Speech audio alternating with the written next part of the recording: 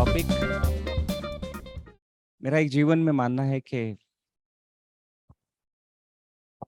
प्रकृति में कुछ भी जाया नहीं जाता है। Nature gives back, nothing goes in when. फर्क सिर्फ इतना है कि उसके आने का, उसके वापस मिलने का समय, स्थान परिस्थितियों पर निर्भर हो सकता है। कुछ जगह कलर बदल सकता है, लेकिन वापस जरूर आता है।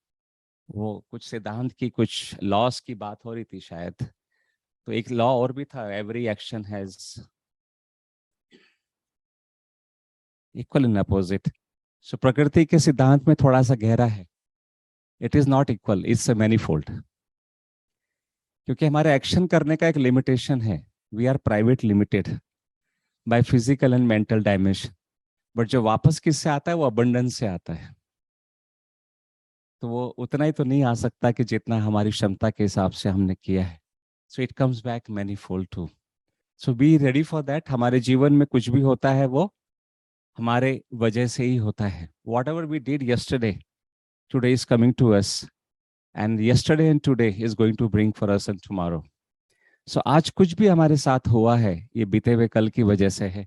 और आने वाले कल में अगर कुछ भी हमारे साथ होना है, वो बीते हुए कल और आज की वजह से होने वाला है। सो जनरली मैं कहता हूं कि आश्चर्य करने की कोई बात नहीं है। कभी भी किसी रिजल्ट पे आश्चर्य अभिव्यक्त ना करें, because the student actually knows. When वो लास्ट वर्ड लिखकर एग्जाम में पेन को ढक्कन लगाता है, ही एक्चुअली और शी एक्चुअली नोज दैट के रिजल्ट क्या आने वाला है। Result is declare may be after 2 months or maybe 1 month or 3 months.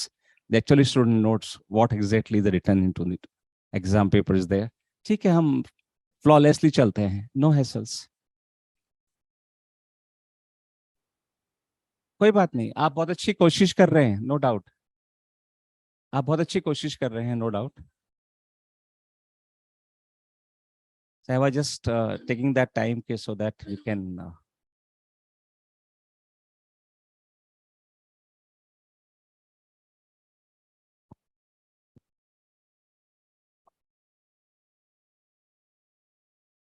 so we don't require this, फिर हमें जरूरत नहीं है। वंडरफुल। जैसे मैंने अभी कहा कि कुछ भी जाया नहीं जाता है। जनरली हम लोग फिजिकल एक्ट के रिजल्ट्स की ही उम्मीद करते हैं कि हमने ये फिजिकल एक्ट किया, हमने शरीर के द्वारा ये क्रिया करी और उसका रिजल्ट हमें सामने दिखना चाहिए, और हम शरीर से काम करते हुए दिखते भी हैं। लेकिन एक एक्ट और होता है, जो प्रकृति का नियम मैं कहता हूं कि जब कुछ भी जाया नहीं जाता है, इसका एक एक्ट और भी होता है। वो एक्ट होता है आपका शाब्दिक कर्म। Even your words are your act. आप ध्यान से नोट करेंगे कि शब्द में भी आप एक एनर्जी क्रिएट करते हैं, और एनर्जी अगर एक बार क्रिएट हो गई है तो वो कभी खत्म नहीं होती है। एनर्जी हमेशा रहती है। आप कुछ शब्दों को ध्यान से देखते हैं, वो आप में पूरा आपकी बायोलॉजी को चेंज कर देते हैं, आपकी केमिस्ट्री को चेंज कर देते हैं, आपके फिजिक्स को चेंज कर देते हैं।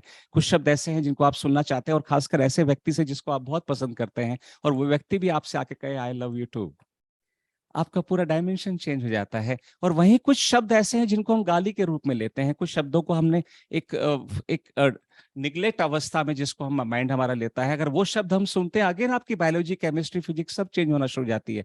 तो शब्द अपने आप में पूर्ण क्रिया है। शब्द की भी प्रतिक्रिया होती है।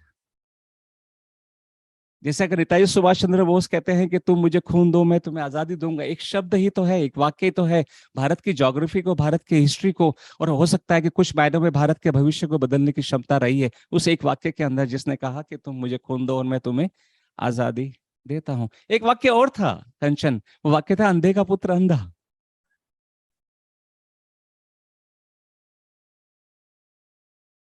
हो सकता है कि ये वाक्य का इस्तेमाल ना किया जाता तो जो सूर्योधन है वो दुर्योधन नहीं बनता। कोई भी माँ बाप अपने बच्चे का नाम दुर्योधन थोड़ी रखते हैं।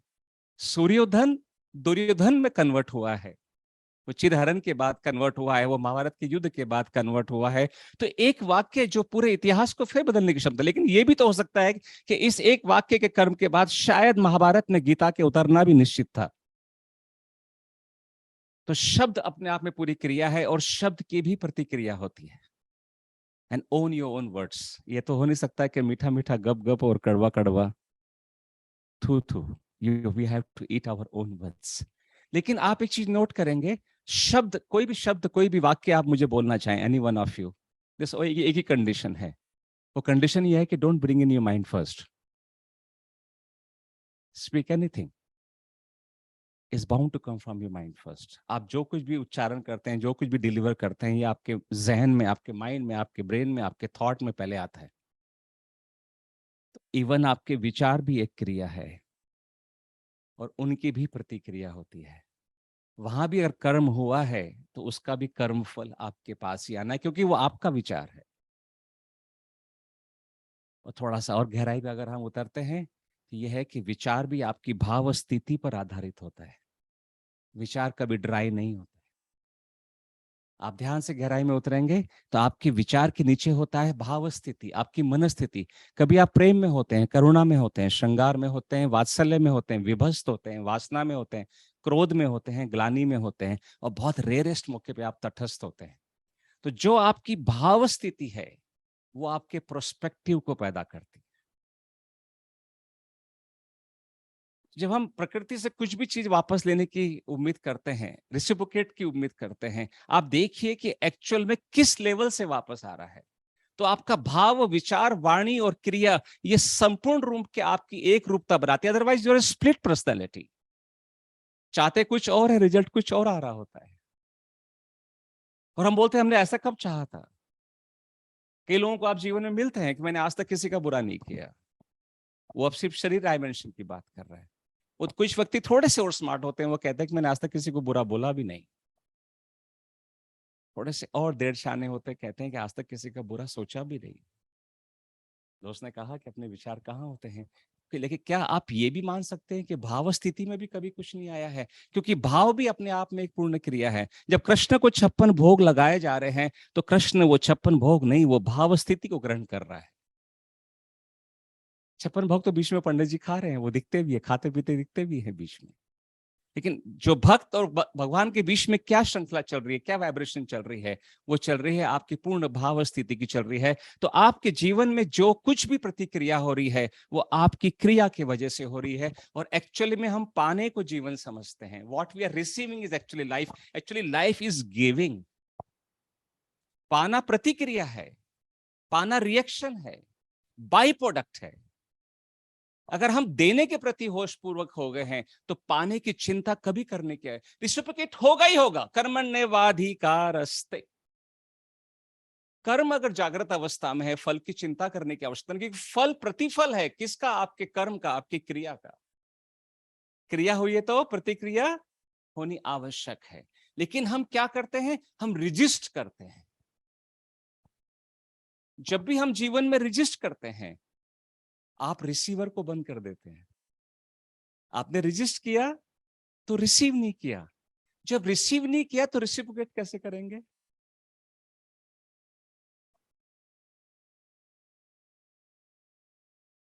अगर आप रेसिप्रोकेट नहीं करेंगे तो आप डिप्राइव रह जाएंगे। तो find in which segment you are deprived. Check करो उस डायरेक्शन में कहीं को रेजिस्टेंस तो नहीं है। We have 5 dimensions in life: mental, physical, financial, social and spiritual. शारीरिक, मानसिक, आर्थिक, सामाजिक और अध्यात्म जीवन में हमारे जीवन की पूर्णता होती है।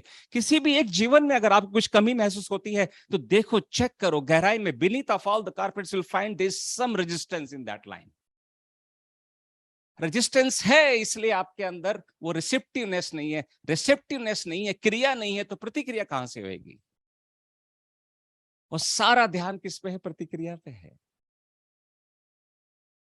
प्रतिक्रिया परछाई है, बाई प्रोडक्ट है। तो आपको जो कुछ भी मिला है वो आपके इनपुट के वजह से मिला है। और ध्यान रखिएगा, प्रकृति कभी डिस्क्रिमिनेशन नहीं करती है। अगर आपने बबुल बोया है तो भी उसको धरती से मिलेगा रस, तो भी उसको सूरज की रोशनी मिलेगी, तब भी उसको हवा और नमी मिलेगी। और आपने अगर गेहूं उगाया है या गुलाब उगाया है, उसको भी वो मिलेगा। प्रकृति का एक ही आंसर है, तथास्तु, आमीन ओमिन।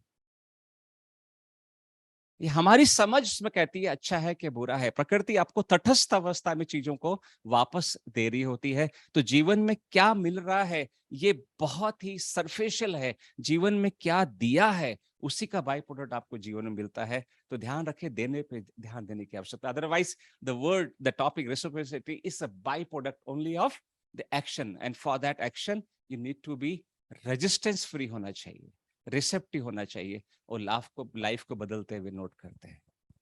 दूसरा मेरा कहना है, जो रुकावट आती वो है कंपटीशन। कंपटीशन मार रहा है, ध्यान से देखो तो सही, और आपको लगता है आप बढ़ रहे हैं। आप शायद किसी एक आयाम में आगे बढ़ रहे हैं, लेकिन बाकी सब आयाम में टूट रहे हैं।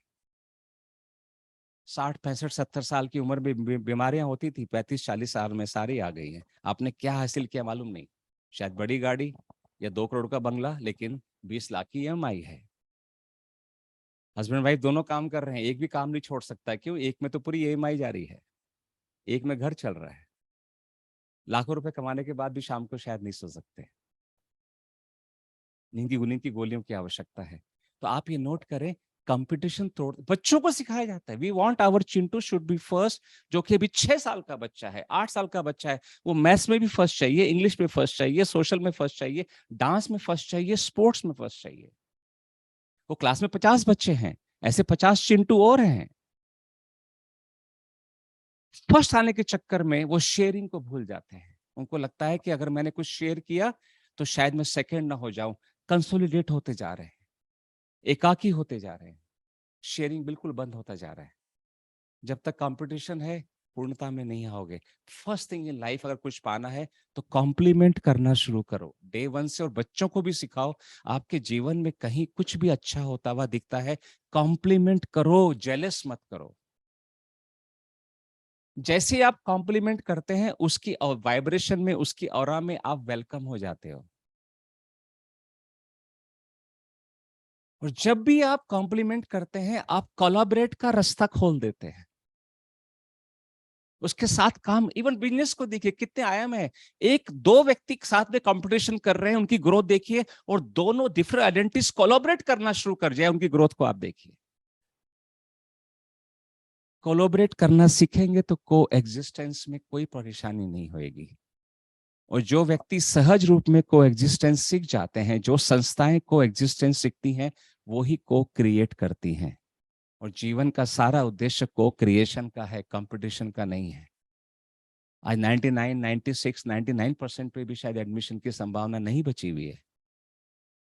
इतने एकाकी रूप में अंदर चले गए हैं, क्या हासिल करेंगे? 30 40 साल तक आते आते पूरे जीवन को एकदम ड्राइनेस में आ चुका होता है। हम कॉस्मेटिक रूप में तो फ्रेश दिख रहे होते हैं। अगर हमारे जीवन से कॉस्मेटिक को निकाल दिया जाए, हम इतने विभत्स नजर आएंगे कि we can not see our own faces. तो कॉम्पिटिशन के लिए प्रकृति कभी कॉम्पिट करना नहीं। प्रकृति को ध्यान से देखिए, प्रकृति हमेशा को क्रिएट करती हुई नजर आएगी, प्रकृति हमेशा को एग्जिस्टेंस करती नजर आएगी, प्रकृति हमेशा कॉम्प्लीमेंट करती नजर आएगी, प्रकृति हमेशा कोलैबोरेट करती हुई नजर आएगी। और आप और मैं प्रकृति का ही हिस्सा है। आप में जो प्रकृति समाई है, आप प्रकृति में समाये हैं। तो प्रकृति के नियम के विरुद्ध ना जाएं, फिर तो बातें और बातें ही रह जाएंगी, और मानव मनुष्य कहीं बीच में खो जाएगा। तो मेरा सबमिशन ये है, माय डियर फ्रेंड्स, देना आना चाहिए। जिसने दिया है उससे मिला है, लेकिन जीवन का सारा उद्देश्य लगता है लेना लेना और लेना। बिना दिए लेना नहीं आ सकता। अगर आएगा, शॉर्ट टर्म के लिए आएगा। अगर परमानेंटली कोई जीवन में चाहिए तो देना आना चाहिए, हाथ खोलना आना चाहिए। ये मेरा आज का इनपुट है। आपकी इस संस्था के नाम के साथ कुछ जहन में आया, मैंने वो आपसे बात किया। लेकिन मैं अभी कुछ समय इसलिए छोड़ा है कि आप, एक तो मेरा वो समय आप यहाँ से माइनस कर सकती है, एक्स्ट्रा वाला। क्योंकि वो धारा है, वो धारा है, और यहाँ समय थोड़ा अमर्यादित सा हो जाता है ना। सो वो जीवन का रस है ना, तो इसलिए हो जाता है। दूसरा है कि ओपन डिस्कशन जितना किसी टॉपिक पे कर लेंगे उतना अच्छा रहेगा। तो उससे प्री कंज्यूमेशंस टूटते हैं। मेरा भी प्री कंज्यूमेशन टूटेगा किसी धारणा के बारे में, किसी चीज के बारे में। आपके सवाल से, आपके जवाब से, आपके स्टेटमेंट से मेरा भी वो निकलना शुरू होगा। एक सवाल पूछने की आवश्यकता है, प्रोफेशनल्स में डॉक्टर इतना सुसाइड क्यों करते हैं? सवाल पूछने की आवश्यकता है, all India institute of medical science Delhi में हर 8 महीने से 10 महीने डॉक्टर सुसाइड क्यों करता है? एवरेज है 8 महीने से 10 महीने में। समाज कहाँ जा रहा है? ये एक सवाल छोड़ रहा हूं आप लोगों के साथ, then I take a question further. हाँ दोस्त। Thank you, Benny, for sharing your point of view. Specifically about reciprocity, Kriya, Pratikriya, I think beautiful thoughts there. My question is specifically about the aspect of competition. And I'll share 2 points of view over there. If you look at Darwin and if you look at the process of natural selection, I completely disagree with your notion that Prakriti competition nahi dikhati. In fact, मैं कहूँगा opposite. मैं कह दूँगा Prakriti competition के basis पे ही करती है. 98% of the species that ever existed on this planet are now extinct, right? People think and perceive of this planet as a haven for life. I would say, yeah, this is probably the only place where life exists right now, but it's not a haven to life, to be honest. Natural selection, Darwinian theory, shows that how competition is the way of how species kind of excel or get extinct. On a personal level, when I think of competition, I really feel about a couple of things. The first thing, I feel that the competition is within, it's not with a third person. Secondly, I really feel about the aspect of competition as a practicing martial artists. जब मेरे सामने एक enemy है और मेरा गोल वहां पे gold medal लेने का है, किसी भी आप एथलीट के साथ आप बात करिए तो आपको ये भी दिखाई देगा कि कंपटीशन की अपनी जगह है अपनी लाइफ में, shouldn't be completely eradicated. So what are your thoughts on this particular aspect? धन्यवाद। एक मार्शल आर्टिस्ट ही ऐसे विद्रोही सवाल पूछ सकता है। जब I was also a sportsman, I played for India in athletics. I represented India, won the bronze, and athletics was never a cup of tea for Indians, but now it is changing in that way. जो प्रजातियां खत्म हुई हैं विश्व में, उसके पीछे अगर आप स्टडी करेंगे, आप पाएंगे, मनुष्य को पाएंगे उनके खत्म होने के पीछे। और मैं मनुष्य की ही बात कर रहा हूँ, थोड़ा गहराई में जाएंगे तो आप पाएंगे कि आप जितनी स्पीशीज को खतरा आ रहा है, वो देखिए ना, साल 2 साल हम बंद थे घरों में तो स्पीशीज आनी शुरू हो गई थी बाहर। You were able to see the many birds outside and those kind of thing. यहाँ 2 सवाल हैं। पहला सवाल है व्यक्ति और एक है व्यक्तित्व। One is the person, one is the personality. What is the professional life, your education, your degrees, your post and the name and even your relationship is all part of your personality. And I was taking little deep inside of the person. Person का by product उसकी personality है. Like one decade back, I was heading all India. I was wearing coat ties and KRS and TAT and minimum resources, maximum utilization, सब कुछ चल रहा था। पूरे भारत में घूमना होता था, लेकिन बिल्कुल प्रोस्पेक्टिव अलग था कि कहाँ धंधा निकल सकता है, कहाँ कटिंग कर सकते हैं। पूरा पर्सपेक्टिव वो था। जब व्यक्ति के रूप में उतरना आया तो वो चीज को चेंज होना शुरू हुआ। एक प्रकृति के नियम को ध्यान से समझिए। प्रकृति में इस समय करीब अराउंड विश्व में करीब 800 करोड़ लोग हैं अप्रोक्सीमेटली। प्रकृति का नियम कितना सुंदर है कि पूरे 800 करोड़ लोगों में कोई भी 2 व्यक्ति एक समान नहीं है। ए और बी से सी पैदा होएगा, ना ए बनेगा ना बी बनेगा। तो प्रकृति आपको दिखा रही है अद्वितीयता, प्रकृति आपको सिखा रही है यूनिकनेस। और आप कंपीट किससे कर रहे हैं? दूसरे व्यक्ति से कर रहे हैं, दूसरे आइडेंटिटी से कर रहे हैं। तो क्या हो रहा है? आप उसकी कॉपी की तरफ चलना शुरू हो गए। आपने उसमें जो अभी कुछ नाम आए, आप उनकी अच्छाइयों को देख के आगे बढ़ रहे हैं। कौन उनके फेलियर्स को देखता है, कौन उनकी बुराई को? Jack Welch, such a big name, Jack Welch, GE, 5 time divorce, पूरा मिजरेबल कंडीशन में हो गया। ना परिवार का सुख, ना बच्चों का सुख, ना बीबी का सुख, ना दोस्तों का सुख। लेकिन GE, Jack Welch, Jack Welch, Jack Welch we talk about, but after retirement where is he? What condition he is living with? तो जब भी हम कंपीट दूसरे से करते हैं, दूसरे की तरह माइक्रो मसलिंग चालू हो जाती है। सो कंपटीशन किससे हो? क्या मैं कल से बेहतर हुआ? अगर मैं दूसरे से कंपटीशन करके खुद से बेहतर नहीं हुआ, हो सकता है मैंने उस कंपटीशन में खुद में और नीचे चला गया हो, तो उस कंपटीशन का मैं करूंगा क्या? जीवन के अंत में मेरा बेहतर होना काउंट होने वाला है। और कई कंपटीशन आपको सरफेस पे दिखते हैं, एज ए कंज्यूमर आपको कंपटीशन दिखते हैं। आप ऑटोमोबाइल इंडस्ट्री को देखिए, 3-4 कंपनियां हैं, वही इंजन चल रहे हैं, वही चल रहे हैं, वही बना के उसको दे रहा है, वो बना के उसको दे रहा है। मॉडल में थोड़ा सा कॉस्मेटिक चेंज हुआ, ब्रांड नेम में चेंज हुआ, बट कस्टमर पागलों की तरह कंपटीशन में खरीदे जा रहे हैं। See the television industry, see the panel industry, they are only 1 and 2 people, they are providing everything. So compete किससे कर रहे हैं ये जानना बहुत जरूरी है। क्या उस कंपटीशन में कल से बेहतर हुआ? इवॉल्व आप बात कर रहे हैं, आप हमारे दशावतार की बात क्यों नहीं करते हैं? आप यूरोपियन साइंटिस्ट के शब्द का इस्तेमाल करते हैं, आप दशावतार की बात क्यों नहीं करते? हर अवतार आपको यह कहता है कि पहले अवतार से बेहतर हुआ कि नहीं हुआ। तो हर अवतार ने खुद पे ही काम किया। अगर आप स्पोर्ट्समैन हैं तो क्या पिछले कल से बेहतर आज कर रहे हैं? व्यक्ति के रूप में आप देखिए, क्या आप कल से बेहतर हुए हैं? प्रोफेशनल रूप में आप क्या कल से बेहतर हुए हैं? किसी और से कंपटीशन करके? आप स्नैपडील ने किया ना फ्लिपकार्ट से कंपटीशन, अगर वो खुद पे काम कर रहा होता तो कई बार हम अपनी कोर को छोड़ जाते हैं। वो competition, like generally say that don't fight pig in the mud. Maybe you are a lion outside of that mud and you went to fight with the pig in the mud, and now people cannot make out who is the pig and who is the lion, and you are bound to lose because you are in the play field of the pig. हाँ, वो बनाई इसलिए। तो competition करो, मैं कल से बेहतर हुआ क्या, वो आपके काम आएगा दोस्त। मेरा कहने का मतलब ये है, चीजों को सूक्ष्म रूप में देखिए। ये लाइट जलती हुई दिख रही है, बल्ब को सम्मान कर रहे हैं, और जो इलेक्ट्रिसिटी और इसका ग्रिड और वो सतलुज रिवर का भाखड़ा नंगल बांध जहां बिजली बन रही है, उसको कैसे भूल जाते हैं? प्रकृति में सर्वाइवल के लिए कंपटीशन नजर आ रहा होगा। एग्जिस्टेंस है तभी वो वहां सर्वाइव कर पा रहे हैं। हर शेर जिस हिरन का शिकार कर रहा है, वो सर्वाइवल की डीपेस्ट थ्योरी में काम कर रहा है। वो सिर्फ घायल और कमजोर शेर का है, हिरन का ही शिकार कर रहा है। फिटनेस उसके हाथ में नहीं होता है। तो इसलिए वो जो कमजोर है उसका निकलना जरूरी है। प्रकृति का सिद्धांत है। ये कंपटीशन नहीं है, ये कोलैबोरेशन है, ये कोएग्जिस्टेंस है। जैसे लोग कहते हैं किसी पर्यावरण को देखना है, वहां शेर की गिनती करो। अरे शेर को गिन के आप कैसे अंदाजा होगा पर्यावरण कैसा है? शेर से पूरे पर्यावरण की चेन साबित होती है।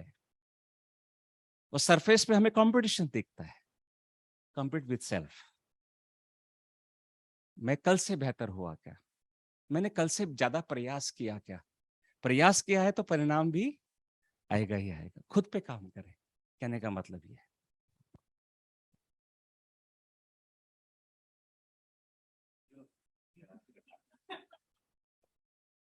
So, Adi, I just want to tell you that I mean, it's a not competition, but I think what makes a species survive is adaptation and accommodation. If we don't have the flexibility to survive, if we work only in one direction, we won't be able to survive. There has to be accommodation and adaptation. That's what Darwin said. The human beings are surviving because we are accommodating and adapting. And today we are diminishing because we have stopped accommodating and adapting. You can't ask?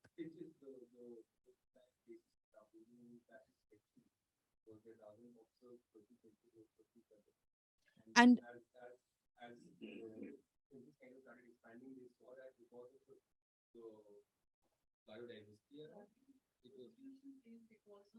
adaptation, exactly. Evolution happened. You cannot, exactly. You can't evolve. You can't survive. Yeah.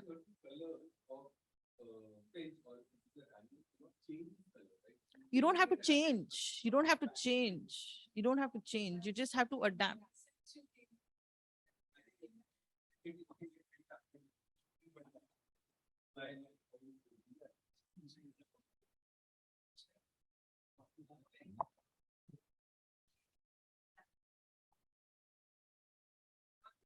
Adaptation change के लिए ही तो रास्ता खोलता है।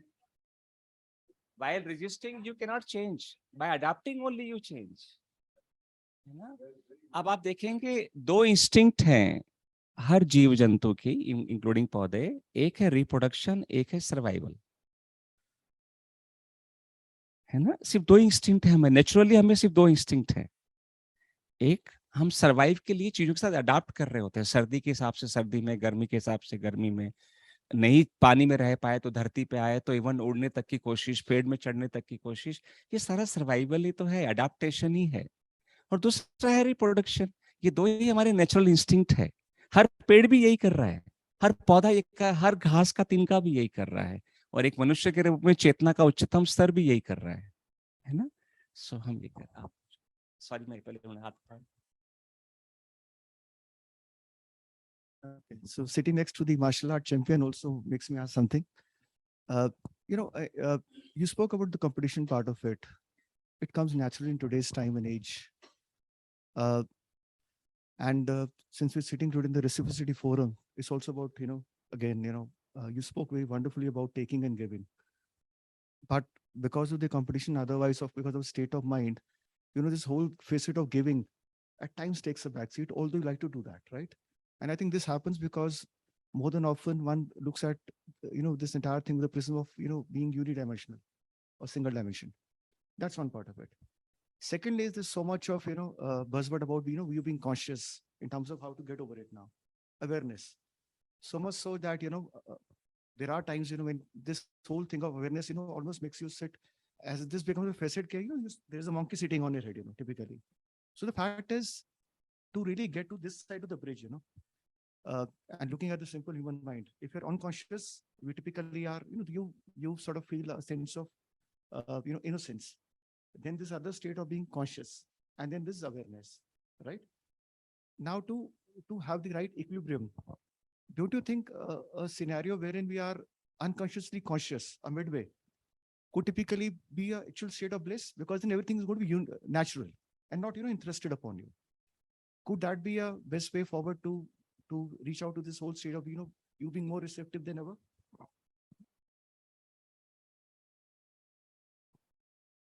धन्यवाद। मैं जितना सहज रूप में समझ पाया, क्योंकि आप लोगों की वोकैबुलरी, आप लोगों की लैंग्वेज बहुत हाई लेवल की होती है। मेरे जैसा व्यक्ति थोड़ा सा चीज़ों को आसान तरीके से समझ पाता है ना? मैं चीज़ों को लाइट वे में समझ पाता हूँ। देखिए, कॉन्शियस, सबकॉन्शियस, अनकॉन्शियस में अचेतन, चेतन और अवचेतन इस धारणा में नहीं जाते। इतना आप सूक्ष्म रूप में नोट करें, आज कुछ भी आपके पास है, इसको सूक्ष्म रूप में देखें जरूर, कि आपको जो कुछ भी आपके जीवन में है वो प्रतिक्रिया है। आपने उस दिशा में कुछ न कुछ दिया जरूर है। आप इसको सहज मन से रात को सोने से पहले या किसी भी कभी भी जब आपको समय लगे, प्लीज अपने आप को चेक करें, what ever you have right now is because of in the same direction you have given something. Your every possession is the reaction, is the byproduct. मेरा humble submission ये है, हमें खुद पे काम करने की इस पे आवश्यकता।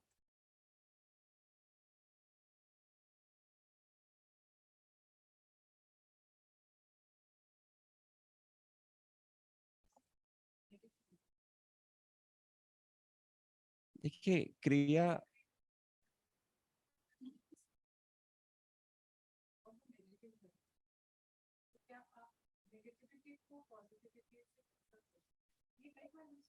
कभी भी क्रिया या प्रतिक्रिया ना पॉजिटिव होती है ना नेगेटिव होती है। वो व्यक्ति, स्थान, समय, वस्तु, अवस्था, व्यवस्था, परिस्थिति परिभाषित करती है कि वो नेगेटिव है कि, जैसे गुस्सा नेगेटिव माना जाता है ना? हाँ, और कई बार जो आज नेगेटिव लग रहा है, हो सकता है कि कुछ साल पहले वो नेगेटिव ना लगा हो, और ये भी हो सकता है सेम चीज आपको कुछ आने वाले सालों में नेगेटिव ना भी लगे, है ना? आपका फर्स्ट, हाँ, एग्री, कमिंग ऑन दैट, कुछ चीजें बड़ा प्रैक्टिकल लाइफ से थोड़ा सा ऊपर लग रही होंगी ना, थोड़ा तंग कर रही हैं वो चीजें, आई अंडरस्टैंड। मैं हाँ, उसमें दो चीजें होती हैं।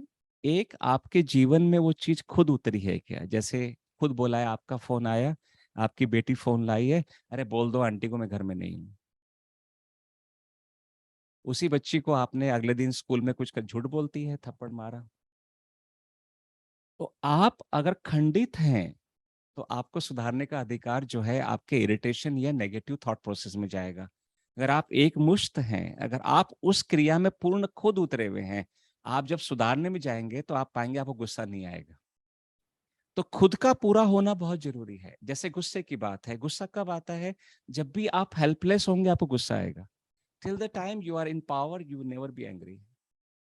आप नोट करें, या तो मेंटली हैंडीकैप्ड हो रहे हैं, या फिजिकली हैंडीकैप्ड हो रहे हैं, या फाइनेंशियली हैंडीकैप्ड हो रहे हैं, या सोशली हैंडीकैप्ड हो रहे हैं, जब भी आप असहाय की अवस्था में आएंगे, हेल्पलेसनेस के जोन में आएंगे, तभी आप गुस्से में आएंगे।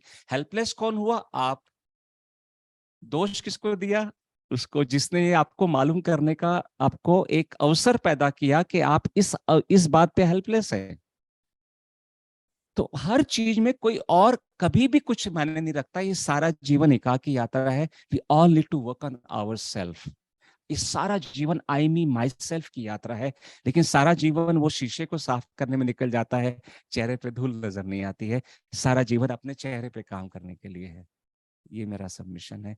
तो जब भी आप गुस्से में आए या बुरा लगे, चेक करें किस किस बात पे आपकी पूंछ पे पांव रख दिया गया है। कोई तो आपका वीक पॉइंट है जहां पर आप हेल्पलेस हुए हैं और आपने रिटेलिएट करने की बात आती है। कोई भी क्रिया अपने आप में ना अच्छी होती ना बुरी होती है। कोई भी क्रिया ना अपने आप में पाप की होती ना पुण्य की होती है। सारा आपका प्रोस्पेक्टिव, आपकी मनोदशा उसको परिभाषित करता है। तो फ्लॉलेसली रहिए। गुस्सा आए तो गुस्सा भी कीजिए। हर भाव जरूरी है ना। निर्भाव अवस्था बड़ा मुश्किल हो जाएगा, फिर आप एपेथाइज हो जाएंगे तो इलाज के लिए जाना पड़ेगा फिर, है ना। तो कभी कभी आना चाहिए, गुस्सा आना चाहिए। ये ग्रिड हो गया। अच्छा, आप किसी भी रिश्ते में से फिर वो ग्रिड को खत्म करके देखिए, आपको फिर रिटेलिएशन भी नहीं आएगा। करके देखिएगा। आपके रिलेशन की दो वजूद है, ग्रिड और द फियर। आप ग्रिड और फियर पे काबू लेके कोई रिश्ता करके देखिए, आपको उसकी बात पे गुस्सा आ ही नहीं सकता। समभावातीत एक अवस्था होती है। नाइदर आप किसी चीज के प्रति आसक्ति होती ना विरक्ति होती है। एक शब्द और है अनासक्ति। चित्त प्रज्ञ और भाव प्रज्ञ होने के बाद फिर आपका चित्त प्रज्ञ होता है, क्योंकि भाव ही चित्त पर इंप्रेशन छोड़ता है। तो पहला स्टेप भाव प्रज्ञा है, देन फिर चित्त प्रज्ञा है। तो कुछ एलियन वर्ड हो गए थे शायद कुछ लोगों के लिए, मैं यहाँ माफी चाहता हूँ।